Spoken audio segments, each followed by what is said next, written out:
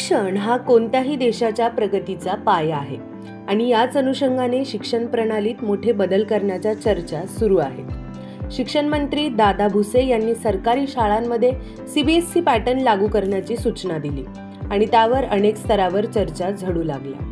नवीन शिक्षण पद्धती, अत्याधुनिक तंत्रज्ञान आणि जागतिक दर्जाच्या शिक्षण संधी हे सर्व CBSE पॅटर्नच्या शाळांमध्ये पाहायला मिळते।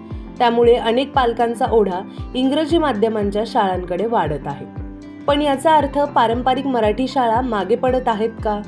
मराठी शाळा म्हणजे फक्त 4थी पर्यंत शिक्षण घेणाऱ्या मुलांची शाळा नाही, तर ती संस्कारांचा गाभा आहे।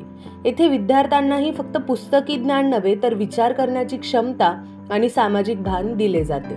महाराष्ट्रातील अनेक मराठी शाळांनी आपली गुणवत्ता सिद्ध केली आहे। मग परदेशी शिक्षण पद्धती अनुकरणं कितपत योग्य ठरेल हा देखील प्रश्नच आहे। शिक्षण म्हणजे केवळ एका पद्धतीत अडकून राहण्याचं नाव नाही। योग्य ते बदल हवेत, पण त्याच वेळी आपली मातृभाषा आणि पारंपरिक शिक्षणाची ताकदही ओळखायला हवी। CBSE की मराठी हा केवळ बोर्डाचा विषय नाही, हा आपल्या शिक्षणाच्या भविष्यासाठीचा निर्णय आहे।